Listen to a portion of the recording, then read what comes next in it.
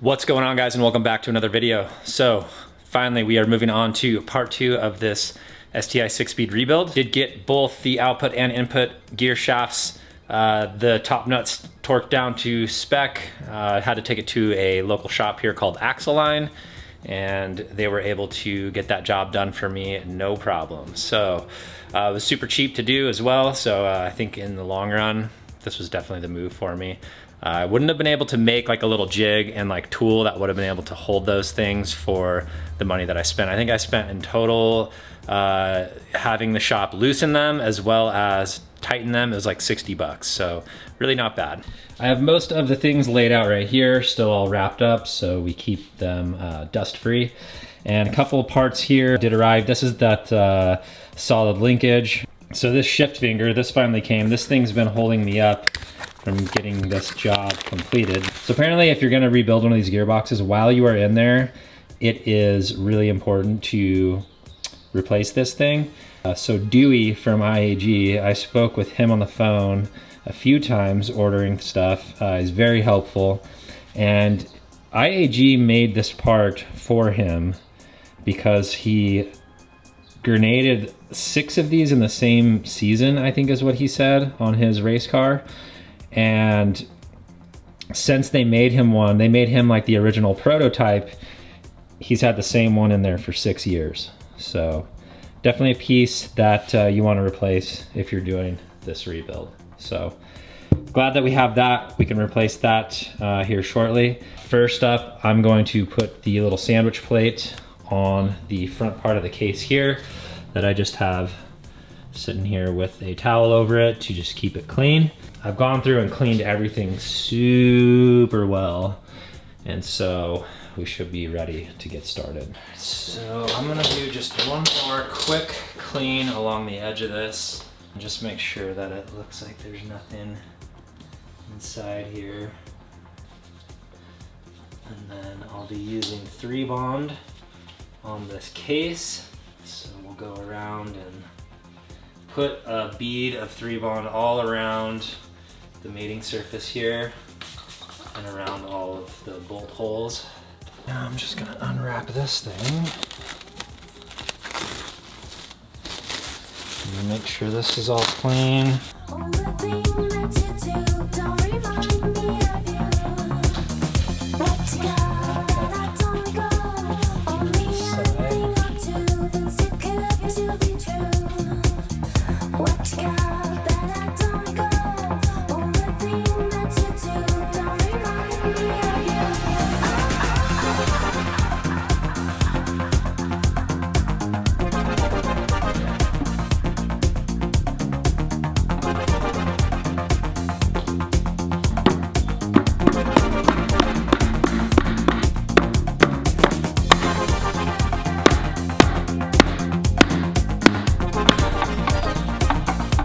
So now I have these selector forks, and I'm going to put input and output shaft gears on here. So these two just stay together like that, so you can't really mess that up.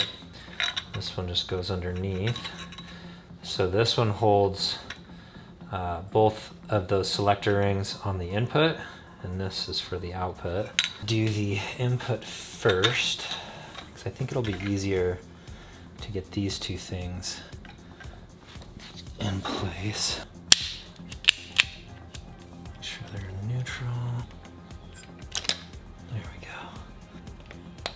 There we go. 2, just pick this whole thing up and mesh the gears together.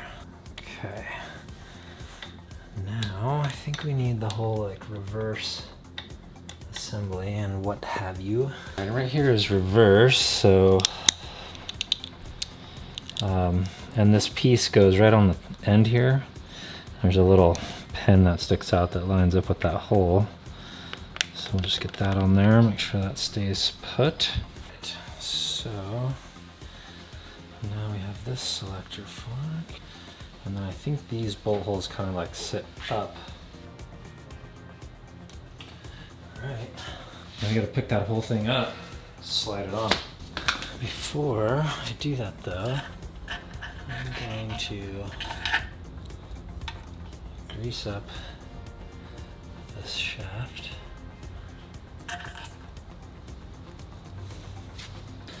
In addition to that, I'm also going to just put some of this on the base here. And this is the bearing that goes on there. This is the bottom of it. This is the top. It's got that weird little flange. It sits like that. And it goes like that. So let me put a little bit more of this grease on here. This grease also will dissolve under heat. Just set it down there like so. So yeah, this thing just has to be seated on there properly. I'll also do some right in here. This is for reverse. Get some in there as well.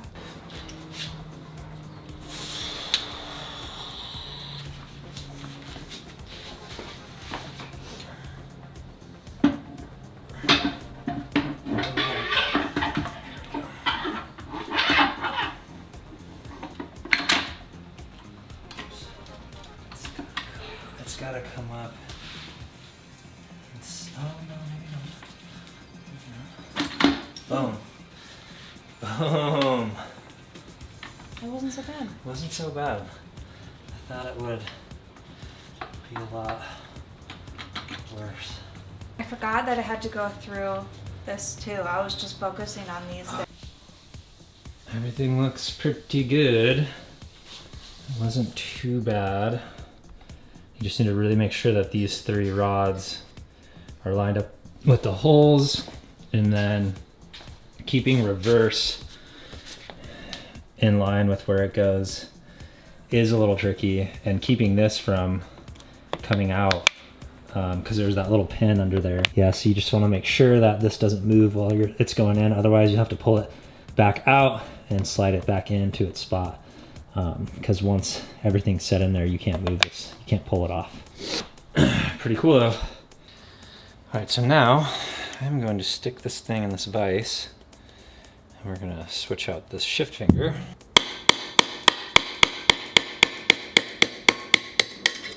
All right. Goes on like butter. What's cool about this too is IAG actually puts in the Subaru OEM spring pin with this part. So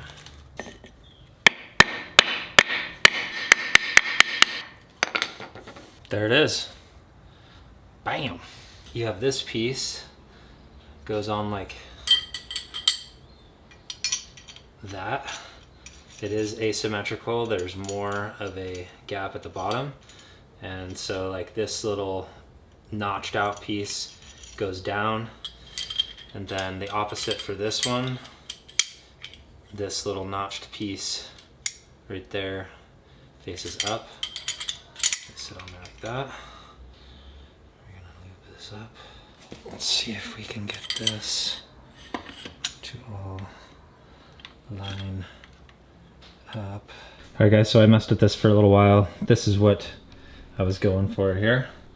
You want these pieces kind of resting right over the shift fingers like that, and then sitting inside. So like the shift finger is kind of like, it's probably really hard to see, but it's in the center here, and then these little wings are sticking out on either side there. And then this part of the shift finger is just kind of floating. I believe this is what gets like engaged like when you use reverse. So this will like line up with that when it gets clicked into reverse. And yeah, I think the key was just really making sure that everything stayed in neutral. It's easy for this one especially to like drop or move up into one of those gears. These ones weren't too bad. They kind of stayed put for me. But yeah, you just got to sit here and just kind of dink around with it for a bit, and eventually you'll figure out how it all fits together. Next up, we have these little holes right here, and that's where these little ball bearings with the plunger sits inside of. So I'm just going to lube up the ball bearing and the sheath here. The spring goes in the end. Slide in like that. And then there's a fourth one on the other side. I'll give you a better view. I replaced these little copper washers. I'm just going to put a little bit of WD-40 on these threads. And we'll feed it in. These take a 8mm Allen. And I guess it's smart to use like some sort of lubricant like WD on your threads that need to be tightened down to a specific torque. I guess it's just good practice. So that is the main reason why I am doing that. And then these get torqued down to 37 Newton meters. Or I think I looked it up and it was like 27.2 foot-pounds or something. I have my torque wrench here and it is already set to 37 Newton meters.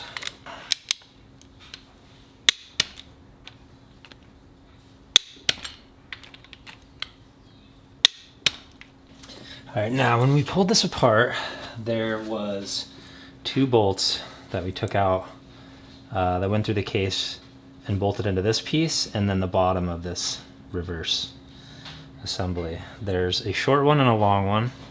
The short one's for the top and it goes through that center case, so we'll save that. And the bottom one goes through right here and screws in. And if you look through the hole, it's really easy to find the hole because you can just rotate this until you can see it. And then you can feed this in.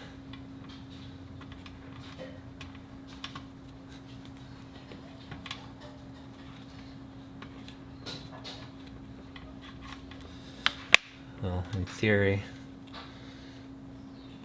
there we go. Yeah, now it's gone. And that's a 12 mil, so let me grab a wrench. Just going to cinch it. And now, I think this one's like 25 Newton meters. Let me double check real quick. Yeah, so 25 Newton meters. Okay, we have another little ball bearing here. So we're gonna pop that in here. Goes for the selector fork for reverse. WD on this as well. WD.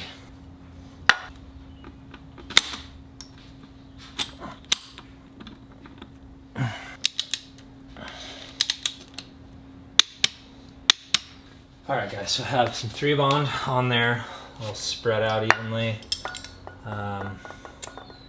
There's this little piece here, it's like this channel. I already got the mating surface on this piece of the case all cleaned up.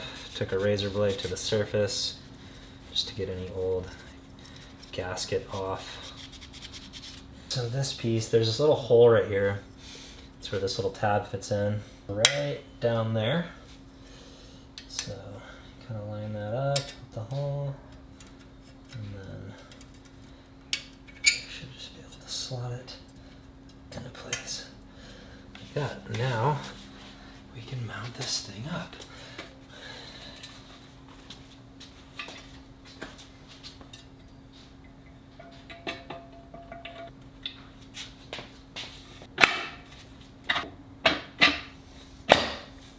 You should make sure that these bearings can fit through those respective openings, and then also this rod as well. And line the 3 studs up down there. Should drop right on. All right guys, so one thing I'm not gonna be able to show you because it just took me forever to battle with it. And now that it's in place, I'm not moving it.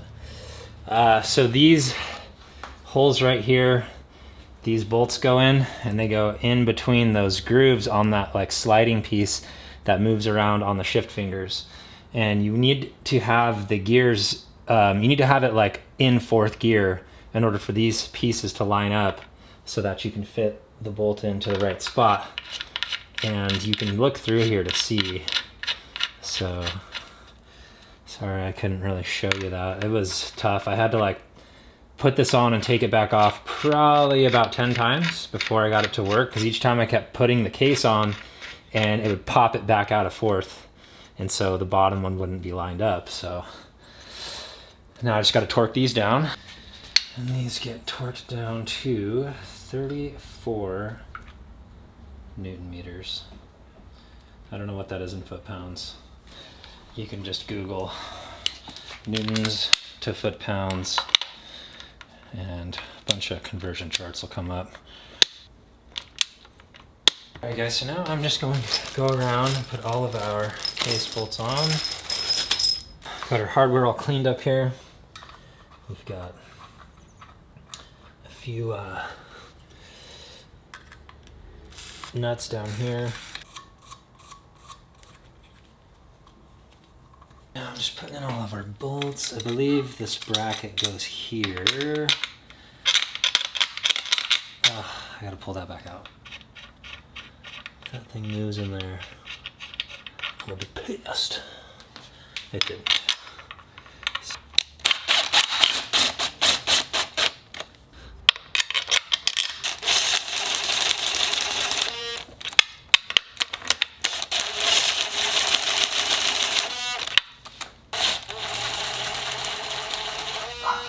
These case bolts get torqued down to 50 Newton meters. Alright guys, so next up I have these shims. Not that one, but these. So there's like this big one and then these two really thin looking ones. So these fit right down in here. And I guess technically when you change anything on the shaft, it can change the deck height right here, and you're supposed to technically do all these measurements and figure out how many shims you need. I am just putting these back in and hoping that it's flush, which, damn, I mean, it feels really freaking flush. That is where those live, and they go in that sequence, so that the two smaller ones on bottom and the big one on top. And then we have a snap ring that goes in here, so if you lift up on the input shaft there,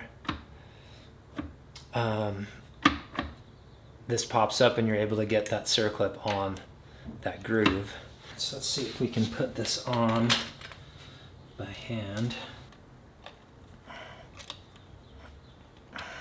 I wasn't recording, but I got the snap ring in. I actually was able to prop a little screwdriver underneath the input shaft just to hold it up, and then I could use two hands. This thing goes on top now. It's just like this last little washer or shim that you should have. There's like a really flat spot and then a slightly domed side, and I'm gonna put the flat spot down because that's what it seems like everyone does. That just goes right on the top there. And now we need that weird little spinny washer guy for the oil pump that goes right there. This guy right here. But I'm going to lube this all up with some of our grease here. We'll put this one in first. Just keep all of this super clean. Now this one, just like that. This one. Pretty hard to get this thing lined up, to be honest. It's a tricky little fitting. There we go. Cool. All right, so next up is this oil pump. And I guess one thing to watch out for is this little piece. It can actually fall out. I don't really want to pull it out because it's in there pretty good right now, but you definitely want to make sure that that is in there. We just want to make sure that they're coated nice.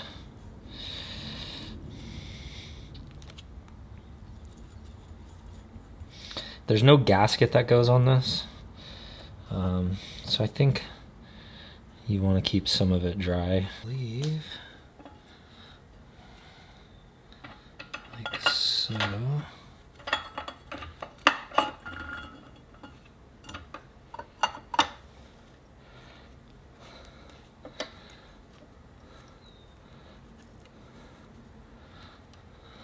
That. There's a little pin right here that it sits over. Alright, now I'm going to put it in our hardware in these 4 spots. These 4 spots that have the recessed portion of them, they take the cone heads. These are a T40, and they definitely want to round, so just be really careful when you're doing this part. You know, I had thought about changing these out because I know people do that, and I forgot, and we're here now, so I'm just going to try to see what happens when we go to torque these down, and hopefully we can get them down to their desired torque setting. Actually, as a matter of fact, I am going to just put a little bit of red thread locker on these.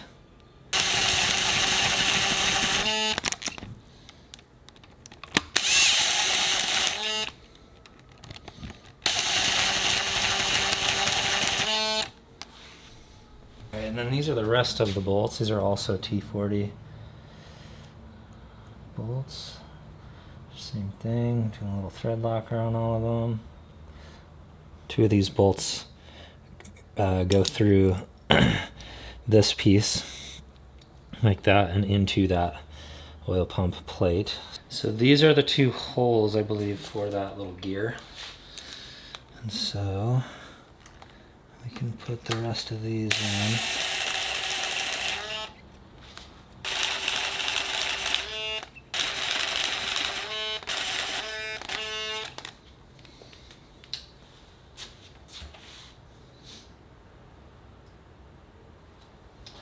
This thing should fit like this.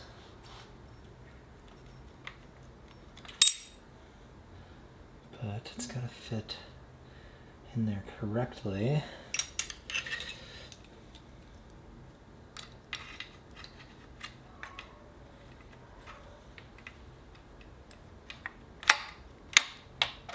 There we go.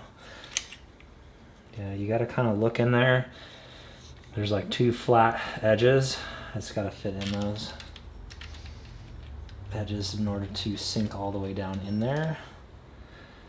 So let's stick these in here. Cinch these puppies down.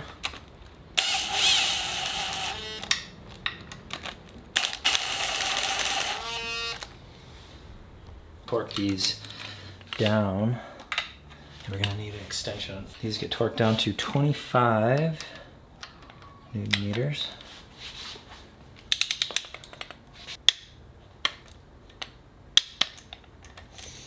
And I do realize that using an extension can affect the torque setting. But honestly, guys, there ain't nothing I can do about it right now. I don't have a extension, like a torque extension. So that's what we gotta use right now. We can put this thing back in. See what I mean? There's like 2 flat edges on there. And you gotta look in there and make sure that you're lining it up correctly without letting that little plate fall off, because that's got to sit up behind the bearing like that.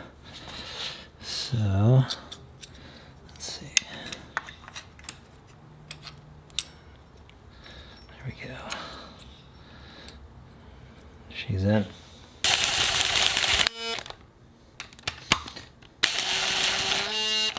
And then same thing on these ones, guys. 25 Newton meters.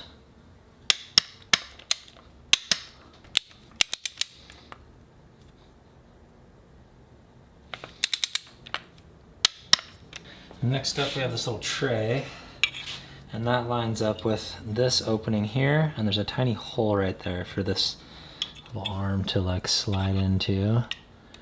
So just kind of slide that into place like that. Okay, hold up guys, I did that completely backwards. Kind of should have known to.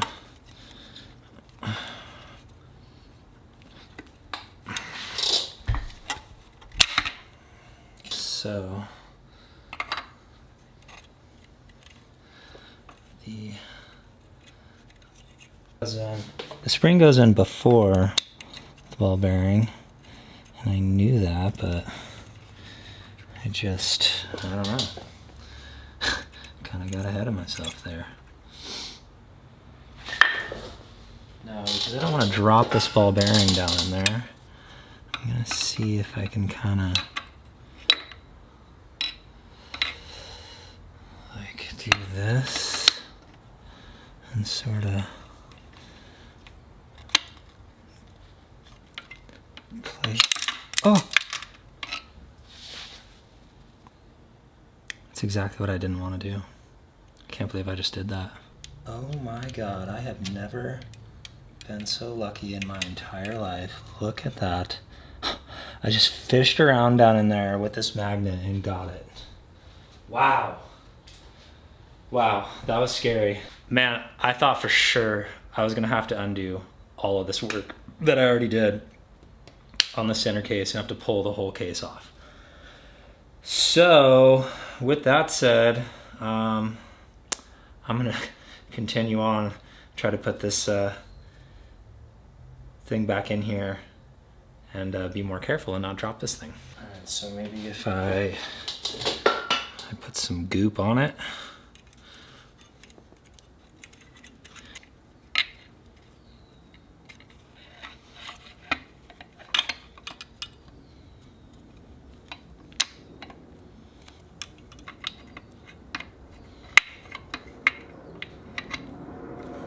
There we go.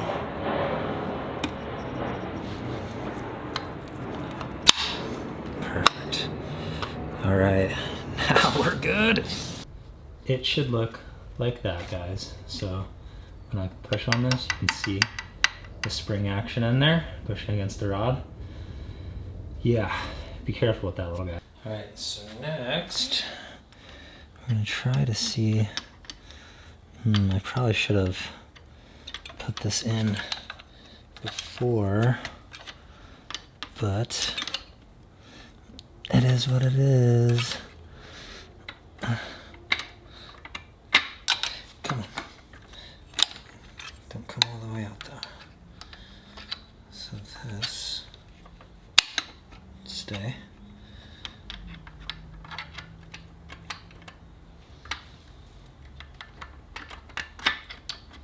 Should all go on like that.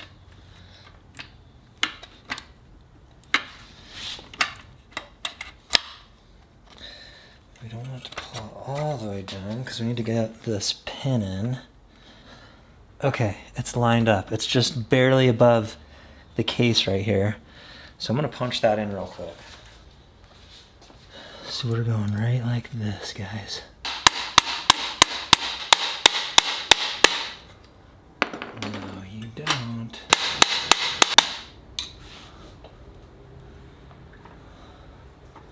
We're in. All right, guys, now we have these pieces here. Slide on here. So this angled edge that goes like more gradual and sits lower goes on the outside. This one that's got the kind of arcing side to it like that and sits higher goes on the inside. So what I've found is if you can get these over this piece like that, then you can kind of start to push it into place. This piece, I was fighting with it for a while because I was trying to set it inside of here. It doesn't go all the way inside. This edge of it that is thinner than this side, that actually sits on the outside like that. So if we kind of get this placed like that, this should, in theory, slide right on like that. And now there's this little circlip that just sits right on that groove. And it's in, like that. Boom. All right, so next up, I'm going to get these bearings all lubed up. So these go right here.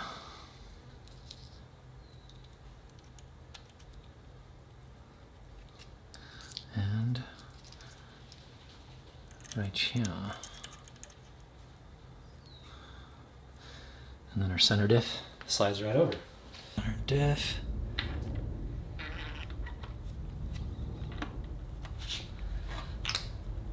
Over like that.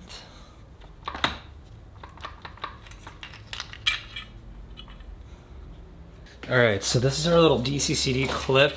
It kind of rests in this little tray. And then we have our clip here. It's gonna go in through this hole. I think I might just put like the tiniest dab of 3-bonder on the edge of this. It does have this O-ring, but one of these little tabs that clips into place is broken. So I don't love that, but let's see if we can just dab a little bit of this 3-bond. I just don't want this thing to leak. So I'm just gonna go around just this edge. I'm sure this isn't recommended, and really what I should do is just replace this piece, but I don't want to. So that's what's happening. Because this build's nickel and diming me. Typical Subaru. Okay, get some of this excess off.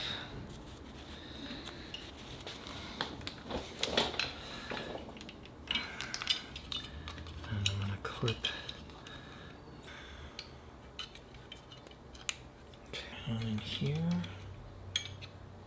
I don't really know how else it's supposed to go, so it snaps right in like that. And the harness kind of like gets directed over the gearbox like this. Guys, so now I'm getting the little tail piece all ready. I got it all cleaned up. That piece I hadn't cleaned yet for some reason, so I had to stop and get that thing going. And so this piece just sets right in here, I believe, like this. But first, I'm gonna wait. We're gonna throw some 3-bond on that case. Alright guys, I feel pretty dang good about that. So, let's set this in here. There's a little roller bearing that sits on this, so I just wanna make sure there's some lubrication. This piece, this shim, needs to go right on top of the center diff to line up.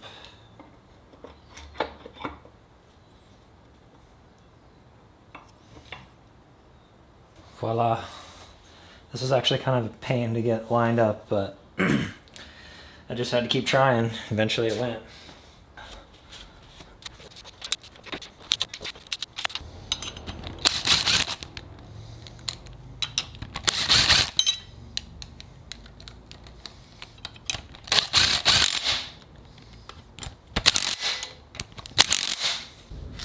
I was confusing the hell out of myself there for a minute. So there's this hard line that goes like this, yeah, right like that. The bigger banjo bolt goes on the bottom. Well, with the transmission and the orientation it's currently in, it goes in the bottom. So make sure your crush washers are in place. And then I'm gonna start screwing that one in.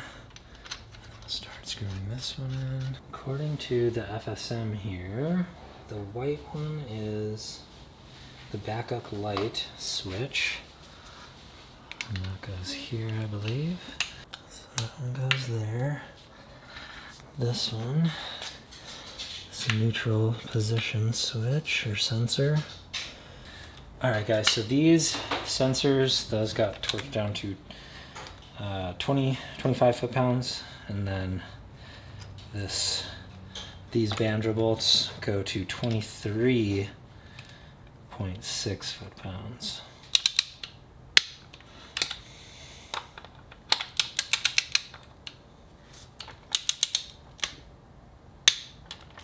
All right, guys, so I actually had these sensors backwards. I was looking at the wire and not at the sensor color itself. I have another set of wiring over here that I can show you. So if you look at the sensors, one is white, one is black on the ends. And like these wires are both black on this one. So it's not the wire color. I don't know why this sheath is white. No idea. Doesn't really matter. But I noticed it because when I went to put the wiring on, it's supposed to clip onto this bracket here. It wasn't reaching from this one because this line is shorter. So then I happened to look at that other set and realized it. So I switched those around. We also have these brackets installed. One goes here, one goes there. They're just little 12 mil. They're just little 12 mil bolts, and these hold the clips to kind of tuck the wiring up like this and like that. I'm just going to use some zip ties because I don't have the clips anymore.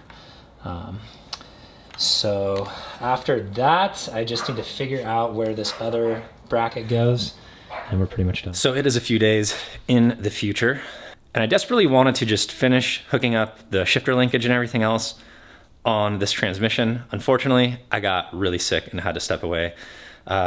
Turns out I caught the vid. Really sucks. I've had it in the past and it wasn't bad at all. It was like nothing. Had like a cold. This time, not the case. I've been down and out for a few days. But I'm feeling a little bit better today. I woke up and at least I don't have a fever. So we're gonna jump back into this. I wanna get this finished so I can get this video out for you guys. And this is what I'm talking about when I say shifter linkage. All these components, I need to get them cleaned up, and we need to install this solid U-joint that's gonna go right there.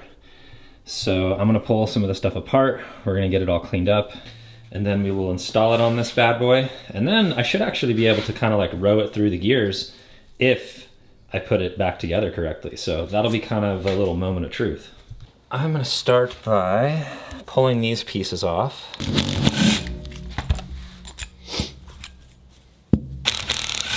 Yeah, I guess what happens with these is as these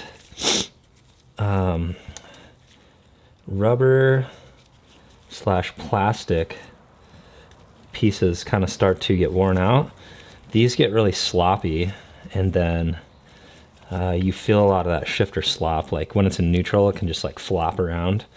So I'm pretty stoked to be upgrading that. This is what the other one looks like. Comes with the hardware and everything.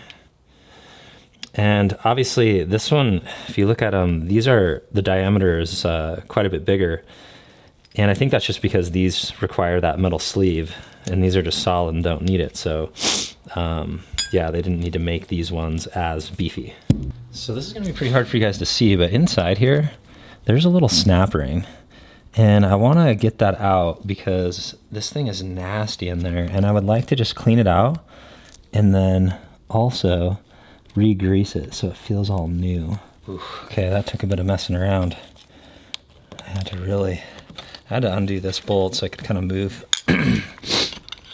the shifter over.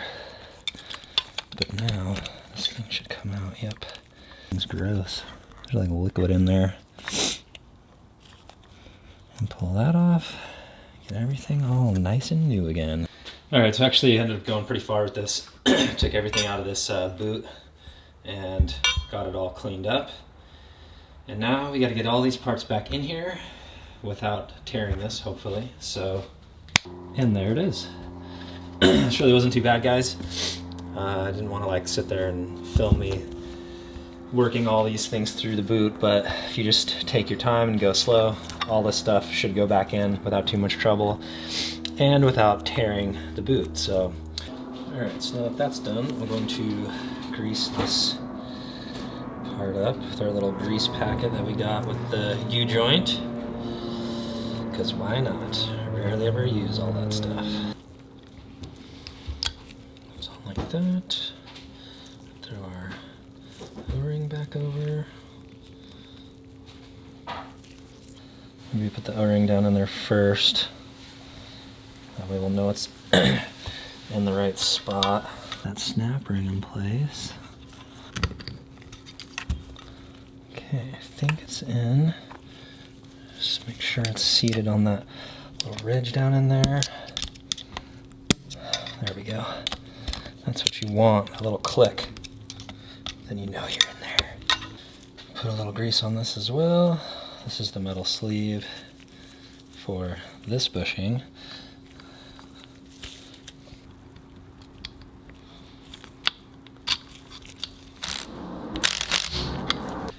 So with this thing, guys, it's definitely offset. So as you can see, there's more of this bottom piece over here than over on this side. So it's not, this piece isn't centered. It's just like, the OEM one is just like that. So, and then only one side can fit in this bracket. So as you can see, this one doesn't, this one does.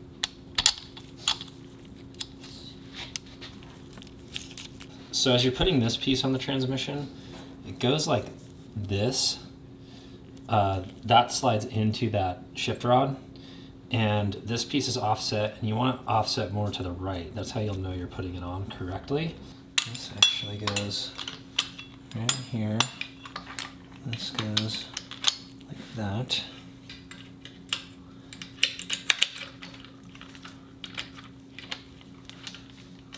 Pin out. Line that up. Throw your pin back in. Like so.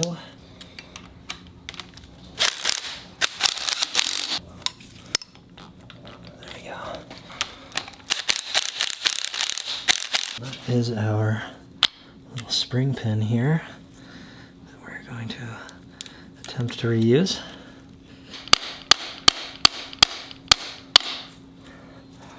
Like so. Wow, I can't believe this thing's done.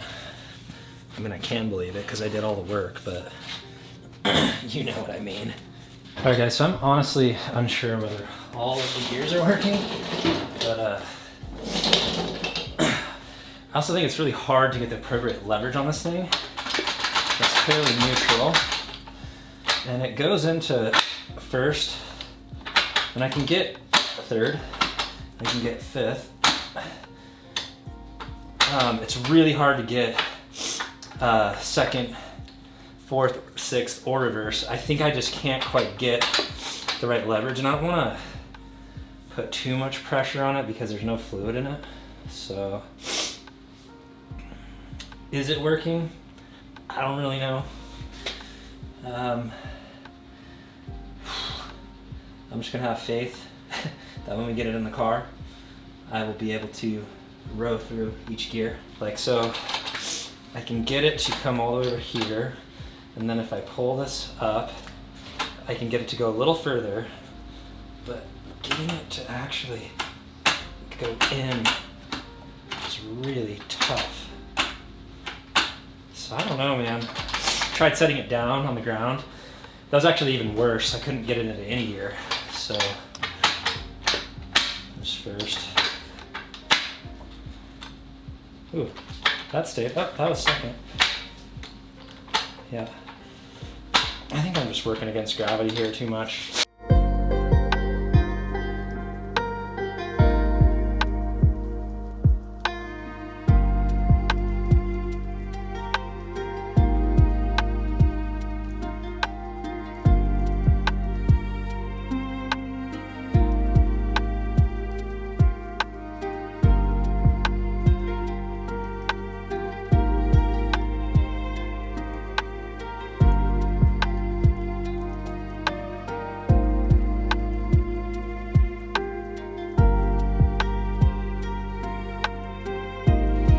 freshly rebuilt, and honestly, as long as it can go into all the gears, it's better than brand new.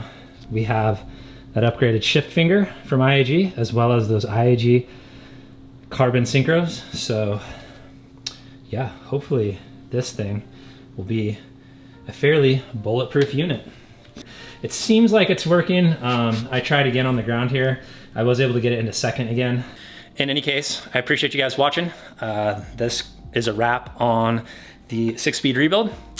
And yeah, I'll keep you guys updated. You'll know if you follow along with this series whether or not I did a good enough job.